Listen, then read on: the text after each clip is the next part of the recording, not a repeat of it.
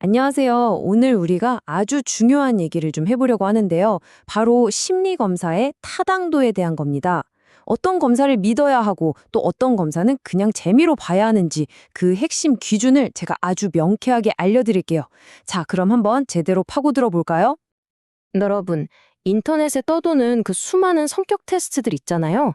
MBTI부터 시작해서 뭐 동물 테스트, 꽃 테스트 한 번쯤은 다들 해보셨죠?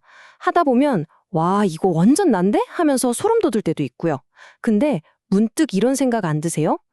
이거 진짜 믿어도 되는 건가? 오늘 바로 그 궁금증에 대한 답을 찾아가는 시간입니다. 네, 그래서 오늘 우리가 함께 따라갈 지도입니다. 먼저 타당도가 대체 뭔지 그 개념부터 확실히 잡고요. 그 다음엔 검사 자체를 뜯어보는 두 가지 방법, 또 검사가 현실에서 얼마나 잘 통하는지 보는 두 가지 방법을 살펴볼 겁니다. 그리고 마지막으로 이게 왜 우리한테 중요한지 딱 정리해 드릴게요. 자, 그럼 첫 번째 섹션부터 시작해 볼까요? 모든 논의의 출발점이죠. 도대체 타당도라는 게 뭘까요? 타당도의 정의는 바로 이겁니다. 검사가 측정하려고 하는 것을 얼마나 의도한 대로 충실하게 재고 있는가의 정도. 말이 조금 어렵죠. 아주 쉽게 풀어서 말하면 이 검사가 진짜로 재려고 하는 걸 제대로 재고 있나? 이 질문에 대한 답이에요. 예를 들어서 지능 검사라고 만들어 놨는데 이게 사실은 지능이 아니라 그냥 암기력만 측정하고 있다면 그건 타당도가 낮은 거겠죠? 적성 검사가 정말 그 사람의 적성을 보여주는지 이걸 따지는 게 바로 타당도입니다. 아, 그리고 이 타당도를 얘기할 때 꼭 같이 나오는 개념이 바로 신뢰도인데요. 이 둘을 많이들 헷갈려 하세요. 자, 체중계를 한번 떠올려 보세요. 아주 쉬워요. 제가 체중계에 올라갈 때마다 항상 언제나 5kg이 더 많이 나와요. 이건 어쨌든 일관적이죠. 이게 바로 신뢰도입니다. 결과가 꾸준히 나오는 거예요. 근데 문제는 그 숫자가 제 진짜 몸무게가 아니잖아요. 즉 정확하지가 않죠. 이게 바로 타당도의 문제입니다. 신뢰도는 있는데 타당도는 없는 일관되게 틀린 체중계인 거죠. 그러니까 신뢰도만 높다고 해서 좋은 검사라고 할 수는 없는 겁니다. 정확해야죠. 바로 이겁니다, 핵심은. 특정 도구가 의도했던 특성을 확신할 수 없다면 그 가치는 없어진다. 아무리 결과가 10번, 100번 똑같이 나와도 그게 애초에 엉뚱한 걸 재고 있었다면 그 검사는 사실상 쓸모가 없는 거나 마찬가지라는 거죠. 그래서 이 타당도가 심리검사의 생명줄과도 같다고 말하는 겁니다. 자, 그럼 타당도의 종류를 하나씩 살펴볼 텐데요. 크게 두 덩어리로 나눠서 볼 수 있어요. 첫 번째는 검사 그 자체를 안에서부터 꼼꼼히 뜯어보는 내부 점검 같은 개념입니다. 설계가 잘 됐나, 부품은 제대로 썼나, 이런 걸 보는 거죠. 첫 번째 내부 점검은 내용 타당도입니다. 이건 뭐냐면 검사 문항들이 재려고 하는 전체 내용을 얼마나 골고루 잘 대표하고 있냐는 거예요. 말이 좀 어렵죠? 학교 시험을 생각해 보세요. 이번 학기 역사 시험 범위가 조선시대 전체라고 공지가 됐어요. 근데 막상 시험지를 가다 보니까 문제가 죄다 세종대왕에 대한 것뿐이에요. 태조 이성계도, 임진왜란도, 정조도 하나도 안 나왔어요. 그럼 학생들이 뭐라고 하겠어요? 이게 무슨 조선시대 전체 시험이야 하겠죠. 바로 그게 내용 타당도가 낮은 겁니다. 전문가들이 딱 보고 아, 이 정도면 핵심 내용을 골고루 잘 담았네 라고 인정할 수 있어야 내용 타당도가 높은 거죠. 두 번째 내부 점검은 조금 더 까다로운데요. 바로 구인 타당도입니다. 이건 눈에 보이지 않는 추상적인 개념들, 예를 들어 뭐 지능, 창의력, 불안감, 성실함 이런 것들을 다룰 때 중요해요. 자, 어떤 심리검사가 나는 당신의 창의력을 측정합니다 라고 주장한다고 쳐요. 그럼 우리는 물어봐야죠. 당신이 생각하는 창의력이란 게 뭔데?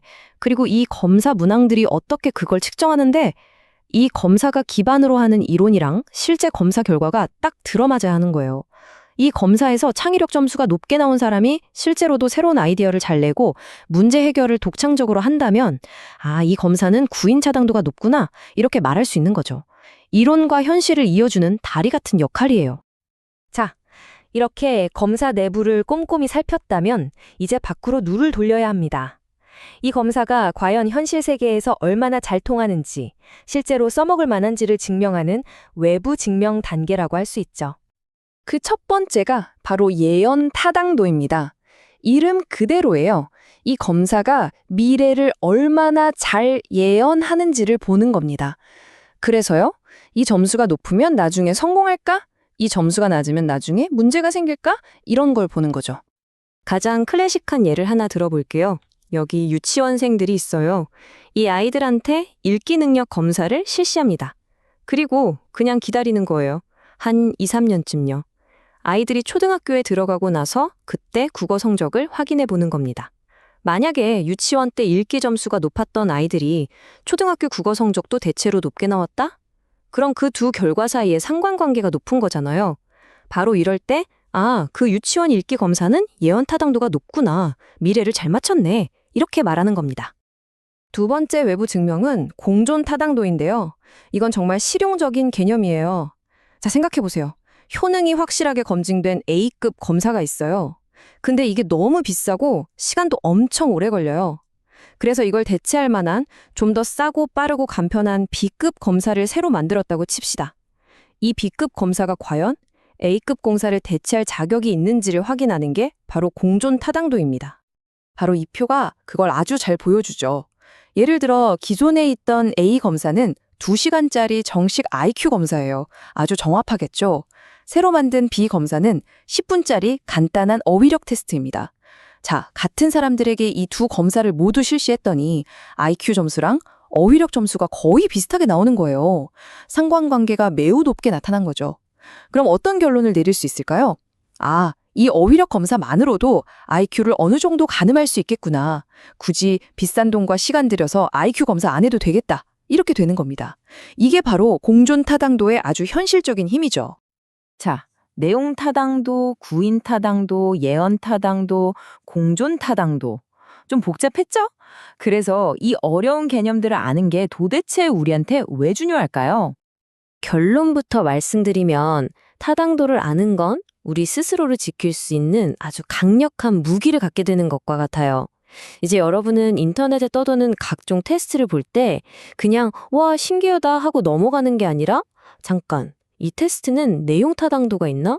구인 타당도는 검증됐나? 이렇게 비판적으로 볼 수 있는 힘이 생긴 겁니다. 또 우리 아이가 보는 시험이나 내가 지원하는 회사의 채용 과정이 공정한지, 과학적인 근거를 가지고 진행되는 건지 판단할 수 있게 되고요. 한마디로 진짜 배기 과학과 그럴싸한 가짜를 구분하는 날카로운 눈을 갖게 되는 거죠. 이게 검사의 가치를 결정하는 가장 근본적인 기준이니까요. 자, 오늘 이야기의 마지막입니다. 이 질문 하나를 여러분께 던지면서 마무리하고 싶네요. 앞으로 여러분이 어떤 시험이나 테스트를 마주했을 때 그냥 이거 몇 번 해봐도 똑같이 나오네. 즉, 신뢰도만 생각하실 건가요? 아니면 한 걸음 더 나아가서 그래서 이 검사가 재려고 하는 걸 정말 제대로 재고 있는 게 맞나? 즉, 그 검사의 진정한 타당성을 물어보실 건가요? 그 질문을 할 수 있느냐 없느냐가 아마 많은 것을 바꿔놓을 겁니다.